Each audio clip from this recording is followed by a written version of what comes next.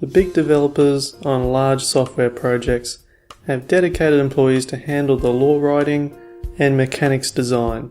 They also have frequent meetings to make sure that the story and the gameplay mesh together perfectly in order to create an immersive and fun gameplay experience. As a small indie development studio or single developer, you don't have the same resources or people power to create such an in-depth story design, at least not within a reasonable time frame. So you have to make do with what you have when you're just getting started. Ideas can start small. Maybe you keep a dream journal or come up with a brilliant idea on the bus. Maybe it came to you in a restaurant and you drew it on a napkin. The best and biggest games often come from the smallest and simplest ideas. So today you aren't going to be using fancy drafting or design software to design your first game.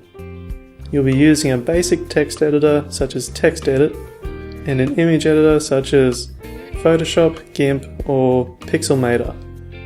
Why such a simple toolset? Well, it really doesn't matter what you use for early games. It's best to keep it simple and not spend too much money while you're just getting started. At a later point, you may want to use something more advanced. Use whatever works well for you. For this game though, the storyline is going to be very simple, the mechanics are going to be fairly simple, so I'm just going to start with a very basic slate. So here we go, I've got Adobe Photoshop open with a blank image, I have TextEdit open, and I've just put in 4 labels. So for the genre, the type of game, the art style and theme I'm going for, hooks, so what will make this game exciting and fun to play, and of course the dollars, so the monetization strategy we're going to go with for this game.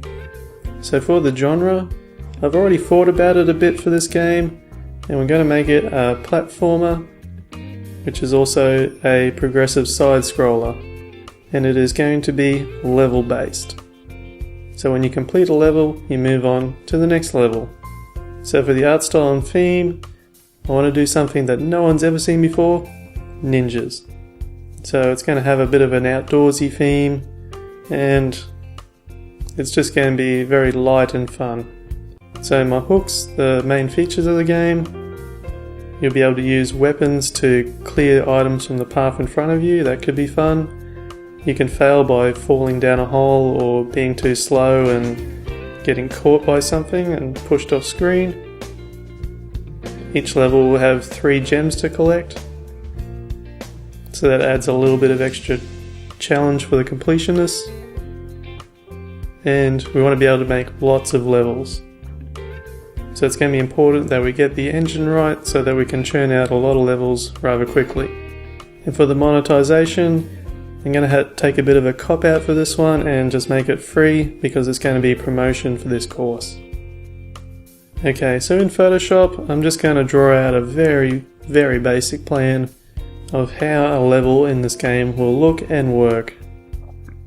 So the player will always start to the left and they'll be moving to the right. The game will have platforms and areas where you have to jump or you can get caught. There will be boxes and obstacles in your path, 3 gems on each level, and reaching the far right will equal victory. And it may also help to just draw out how the character will move, and even how they will need to use weapons in order to succeed on the level. It's also handy to lay out your HUD or heads-up display, so where the buttons are going to be located on the screen. I'm going to position them in the bottom left and bottom right so that it's nice and easy to use on an iPhone or iPad, and I'll put a pause button at the top right hand corner.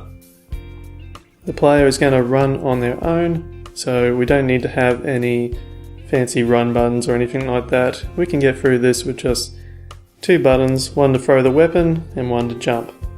Okay, and that's a very basic concept plan for our game. I know it looks really amateurish, but for a concept for a game this simple, you really don't need anything more complex. There are plenty of programs out there though for prototyping how apps and games will look, So if you want something a little more complex, do a Google search for something like that. Okay, so if you want, you can now do the same for the game that's in your head. Make your notes about the game, draw a picture, and see how you feel about it. Don't be afraid to spend some time on it and make heaps of changes, and just let the ideas keep rolling.